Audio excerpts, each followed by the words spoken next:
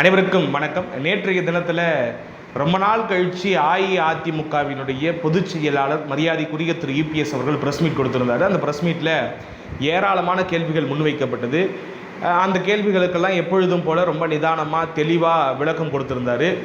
என்ன மாதிரியான கேள்விகள்லாம் முன் வச்சாங்கனாக்கா, தமிழகம் தற்பொழுது சந்தித்து கொண்டிருக்கக்கூடிய கிரிசிஸாக இருக்குல்ல, அந்த கிரிசிஸ் குறித்து கேட்டாங்க. அரசியல் சார்ந்த பல்வேறு கேள்விகளை முன் வச்சாங்க. குறிப்பாக விஜய் அவர்கள் திமுகவையும் அதிமுகவையும் கூட்டு களவாணிகள் அப்படின்னு சொல்லியிருந்தார்.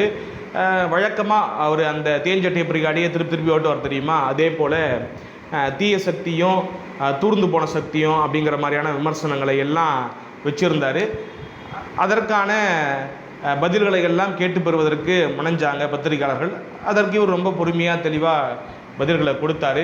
அதில் குறிப்பாக என்ன கேள்வியை வச்சாங்கனாக்கா, இந்த மேகதாது பிரச்சனை குறித்து வச்சாங்க. அதே போல் காவிரியில் இன்னும் தண்ணீர் திறக்கலை, அது குறித்து பேசுகிற பொழுது, இல்லை மேகதாது குறித்து பேசுகிற பொழுது விஜய் அவர்கள் என்ன சொன்னார்னாக்கா, நான் மற்ற அரசியல்வாதிகள் மாதிரிலாம் சும்மா சவால் விட்டுக்கிட்டு பேசிக்கிட்டு கத்திக்கிட்டுலாம் இருக்க மாட்டேங்க.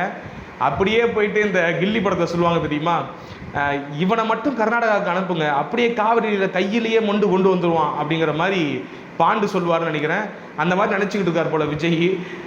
ஒரு விஷயத்தை, அதாவது நம்மளுடைய உரிமை சார்ந்த பிரச்சனை ஒன்று நடக்குது, அந்த உரிமையில் ஒருத்தர் கை வைக்கிறாப்புல, இல்லை அது சார்ந்த ஒரு கருத்தை ஒருத்தர் தெரிவிக்கிறாரு, அதுவும் அந்த மாநிலத்தினுடைய அமைச்சர் சொல்கிறாருன்னும் பொழுது அதற்கு தக்க பதிலடி கொடுக்க வேண்டிய கட்டாயம் இங்கே இருக்கக்கூடிய முதலமைச்சருக்கு இருக்குது, சம்மந்தப்பட்ட அமைச்சருக்கு இருக்குது. அந்த புரிதல் கூட இல்லாமல் எப்பொழுதும் போல் வெற்று வசனங்களை பேசிக்கிட்டு, ஏன்னாக்கா அவரால் வாய் திறக்க முடியாது. ஏன்னா இந்த பொய்க்கால் குதிரை அரசு காங்கிரஸினுடைய சப்போர்ட்டில் நடந்து கொண்டிருக்கிறது. ஒற்றை கால், அதாவது இந்த ஆட்சிக்கு 4 கால்னாக்கா அதனுடைய ஒரு கால் வந்து காங்கிரஸினுடைய கால். காங்கிரஸ் ஏற்கனவே மண்டக்கோளாறு கட்சி, எப்போ வேணா என்ன வேணா பண்ணுவாங்க. அதனால் அந்த அச்சத்தின் காரணமாக, அந்த பயத்தின் காரணமாக இவர் என்ன பண்ணுறாரு, அவங்களுக்கு எதிராக பேசுவதற்கு அச்சப்படுறாரு. ஆனால் காங்கிரஸ் வந்துட்டு கூட்டணியிலே இருந்தால் கூட அது கர்நாடக காங்கிரஸ் அவங்க மாநிலத்தினுடைய நலன் சார்ந்து வருகிற பொழுது அவங்க தீர்க்கமாக இருக்கிறாங்க. ரொம்ப துச்சமாக தமிழ்நாடு அரசை ஹேண்டில் பண்ணுறாங்க. காரணம், விஜய் மாதிரியான ஒரு ஆள் அந்த பொசிஷனில் உட்காந்துக்கிட்டு இருந்தால்தான். இப்போ பாருங்கள், விஜய் வந்துட்டு அதற்கு பதில் கூட சொல்லாமல் இங்கே இருக்கக்கூடிய ஆட்களுக்கு பதில் சொல்லிட்டு இருக்காரு. அதாவது, ஏங்க நீங்கள் பேச மாட்டீங்க, ஏன் கேள்வி கேட்க மாட்டீங்க, நம்மெல்லாம் ஒன்றா சேர்ந்து போராடலாம்னு சொல்லக்கூடிய இங்கே இருக்கக்கூடிய எதிர்கட்சிகள் வந்துட்டு பேசுகிறப்ப அந்த கட்சிகளை வந்துட்டு பிளேம் பண்ணி, இல்லை வந்துட்டு அவங்கள எதிராக பொசிஷன் பண்ணி உட்காந்து பேசிக்கிட்டு இருக்காரு. இன்னமும் கூட எலெக்ஷனுக்கு முன்னாடி எப்படி பேசிக்கிட்டு இருந்தாரோ, பேட்டிலுங்கிறது வந்துட்டு இன்னமும் திமுக விசஸ் தாவேக்கா, இல்லை தாவேக்கா விசஸ் அதிமுகன்னு நினச்சிக்கிட்டே அவர் வாழ்ந்துக்கிட்டு இருக்காரு. இதை தாண்டி வந்துட்டு ஒரு அரசுங்கிறது என்னவா செயல்படணும், ஒரு அரசுங்கிறது ஒட்டுமொத்த மாநிலத்துக்குமானது, அது உரிமை சார்ந்து என்ன மாதிரியான ஸ்டெப்ஸ்லாம் எடுக்கணும், இதை பற்றின எந்தவித புரிதலும் இல்லாமல் கண்டமேனிக்கு சுற்றிக்கிட்டு இருக்கிறாப்புல. அப்போ இது குறித்து எல்லாம் ரொம்ப விவரமாக தெளிவாக எடப்பாடியார் அவர்கள் கேட்குறாப்புல. இன்னமும் கூட அவர் முதல்வர் அந்தஸ்தையே அடையலை, அதுக்கான தகுதியே அவருக்கு வரலை. ஒரு நடிகரை போல ஒரு மசாலா பஞ்சுவசனங்களை பேசிக்கிட்டு கரூரில் அவருடைய பேச்சு குறித்து அவர் காட்டமான விமர்சனங்களை வச்சுருந்தாப்புல.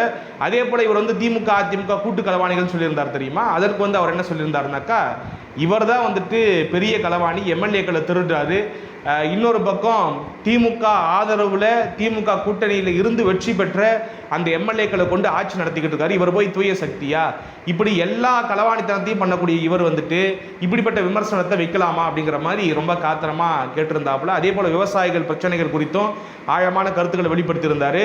ஆலோசகர்கள் அந்த நியமனம் இருக்குல்ல, இப்போ ஒரு கவர்மெண்ட் இருக்குனாக்கா அந்த கவர்மெண்ட்டுக்கு நிறைய அட்வைசர்ஸ் தேவைப்படுவாங்க குறிப்பிட்ட துறை சார்ந்து. அப்படியாக நியமிக்கப்படுற அட்வைசர்ஸ்லாம் தகுதியின் அடிப்படையில் நியமிக்கப்படுறாங்களா அப்படின்னு கேட்டிங்கனாக்கா அது மிகப்பெரிய கேள்விக்குறி. அதையுமே அவர் எழுப்பியிருந்தார்.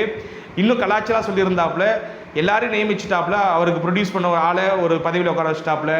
அதே போல் அவர் கூட வேலை பார்த்த ஆட்களை எல்லாம் ஒவ்வொரு பதவியில் உட்கார வச்சுட்டு இன்னும் கொஞ்ச நாள் போனால் அவருடைய மேக்கப் மேனுக்கும் ஒரு பதவி, அரசு பதவி வழங்கப்படும் அப்படிங்கிறதுல மாற்று கருத்தே இல்லைங்கிற மாதிரி கலாச்சி தள்ளியிருந்தாப்புல. இப்படி நிறைய ஆக்கப்பூர்வமான விஷயங்கள் குறித்து அந்த ப்ரெஸ் மீட்டில் டீட்டெயிலாக பேசியிருந்தாப்புல. இன்றைக்கி வந்துட்டு மிகப்பெரிய ஆபத்தில் தமிழ்நாடு இருக்குது. கடந்த 2 மாதத்தில் எந்தவித முன்னெடுப்பையும் எடுக்கலை.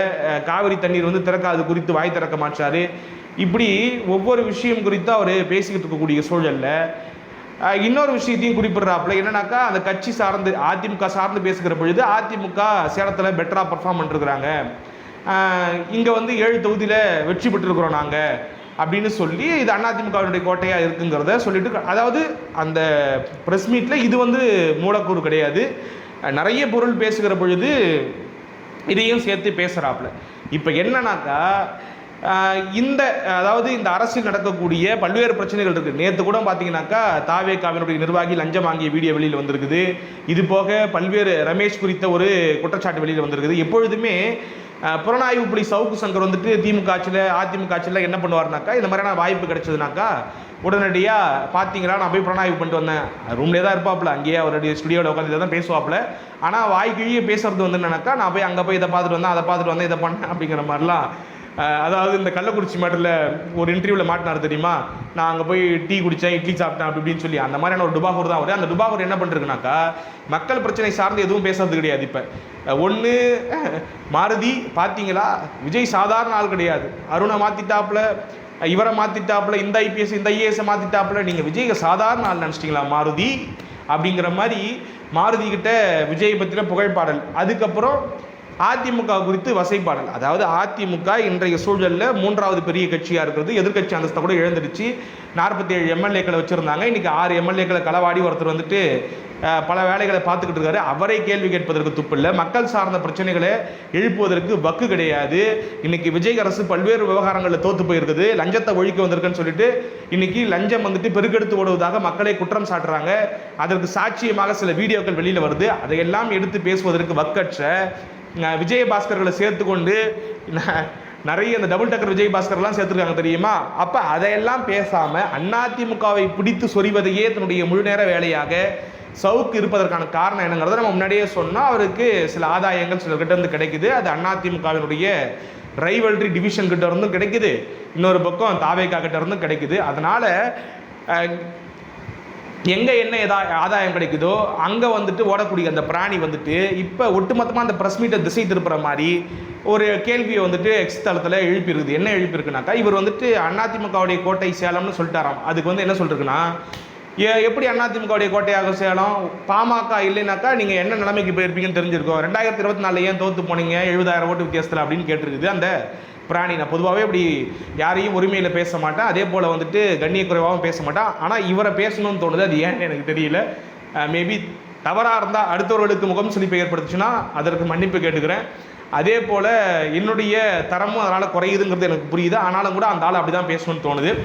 என்னன்னாக்கா, இப்படி ஒரு விஷயத்தை முன்வைக்கிறார்ல. நான் என்ன கேட்குறேன், 2024 கான்டெஸ்ட்டில் சேலத்தில் பிரதமர் வேட்பாளர் கிடையாது, எந்தவித கூட்டணியும் கிடையாது, பெரிய கூட்டணி கிடையாது, தேமுதிக மட்டும்தான் அங்கமாக இருந்தாங்க.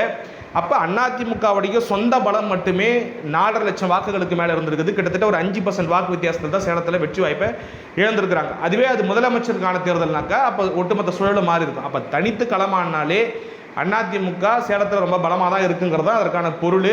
அங்கே அந்த கான்டெஸ்ட்லேயே அதிமுகவுக்கு பெரிய ஸ்பேஸ் கிடையாது. அங்கே ராகுலா வந்துட்டு மோடியாங்கிறப்ப அந்த இடத்துல வந்துட்டு அதிமுக இந்த அளவுக்கு பெட்டராக பர்ஃபார்ம் பண்ணி அவ்வளவு சதவீத வாக்குகளை எடுத்திருக்கும் பொழுது இதை வச்சு அவர் வந்துட்டு கேலி பண்ணுறாராம்மா, நீங்கள் என்ன ஆயிருப்பீங்க, பாமக எல்லாம் என்ன ஆயிருப்பீங்க, அதாக இருப்பீங்க, அதை நாங்கள் பார்த்துக்குறோம், பாமக இல்லாட்டி நாங்கள் தோக்குறோம் ஜெயிக்கிறோம் அதுங்கிறதா பிரச்சனை கிடையாது.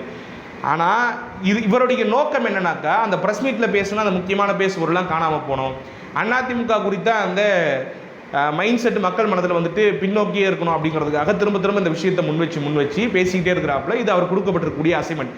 இது ஏற்கனவே யார் சொன்னது, சிவி சண்முகம் அவர்கள் சொல்லியிருந்தாப்புல. அதே வேர்டிங்ஸ் வந்து இங்கே வருதா. ஆக இதுதான் நோக்கம். அதிமுகவை பலவீனப்படுத்துவதற்காக தொடர்ச்சியாக இந்த மாதிரியான விஷயங்களில் களமாடக்கூடியதை பார்த்துருக்குறோம். ரெண்டாவது, எப்படிப்பட்ட அற்பம்னாக்கா, இன்றைக்கி பார்த்தீங்களா என்னன்னாக்கா, அருணையே தூக்கிட்டார் பார்த்தீங்களா.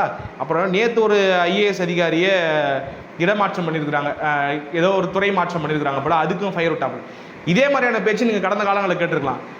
எடப்பாடியாரை நீங்கள் சாதாரண நினச்சிக்கிட்டு இருக்கீங்களா? அவர் கீழே இருந்து வந்தவருங்க. மாருதி உங்களுக்கு தெரியாதா, அவர் எப்படிப்பட்ட ஆளுன்னு தெரியாதா மாருதி அவர் அப்படின்னு சொல்லிட்டு பேசக்கூடிய ஆள் தான். அப்போ நேரத்துக்கு ஏற்ற மாதிரி வாயை மாறி மாறி கண்ட இடத்துல வைக்கக்கூடிய இந்த சவுக்கு சங்கர் வந்துட்டு ரொம்ப ரொம்ப அற்பமான ஆளுங்கிறதுல மாற்றுக்கிறதே கிடையாது. அதனால தான் வந்து பார்த்தீங்கன்னா நேற்று ஒரு பேச்சு, இங்கே ஒரு பேச்சு. நேற்று அதாவது ஒருத்தனால ஒரு மாதத்துக்கு முன்னாடி ஒருத்தர் குறித்து வேறு மதிப்பீடு வைக்க முடியும். அப்போ இவன் சொல்லக்கூடிய பல்வேறு குற்றச்சாட்டுகள்லாம் அன்றைக்கும் இருந்துதான் இருக்கும். அப்போ அன்றைக்கே அவர் அதை பண்ணார் இதை பண்ணார்னு இப்போ சொல்லக்கூடிய ஆள் அப்போ அன்றைக்கி ஏன் பேசலை? அன்றைக்கி ஒட்டுமொத்தமாக ஊதுகுழலாக இருந்துட்டு, அதாவது ஊதாங்கோல்னு சொல்லுவாங்க தெரியுமா, அடுப்பில் வச்சு ஊதுவாங்களே, அந்த மாதிரி தம் கட்டி ஊதிட்டு இன்னைக்கு மாற்றி பேசுகிறானாக்கா, அப்போ அவனுக்கு திரும்ப திரும்ப உரிமையில் வருது.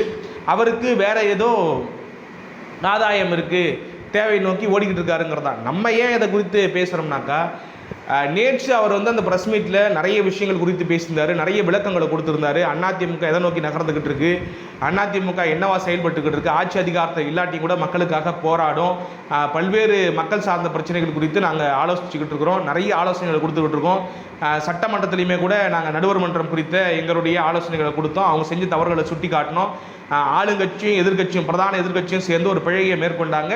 அந்த பிழைக்கு எதிராக நாங்கள் களமாடணும் அப்படிங்கிறதுக்கெல்லாம் விளக்கமாக சொல்லி அவர் ஒன்றத்தை பண்ணும்பொழுது அதை வந்து டிமாரலைஸ் பண்ணுறதுக்கு, அதை வந்துட்டு மட்டுப்படுத்தி இந்த விஷயத்தை முன்னோக்கி எடுத்து செல்வதற்கான முயற்சியை சவுக்கு எடுக்கிறப்ப நம்ம சவுக்கை சங்கையாக கேட்க வேண்டிய கட்டாயம் ஏற்படுது. உங்களுடைய பார்வை எனக்கு இது குறித்து அப்படிங்கிறத கமெண்ட் பாக்ஸ் சொல்லிட்டு போங்க. மீண்டும் ஒரு நல்ல காணொலியில் உங்களை சந்திக்கும் வரை விடைபெறுகிறேன். நன்றி.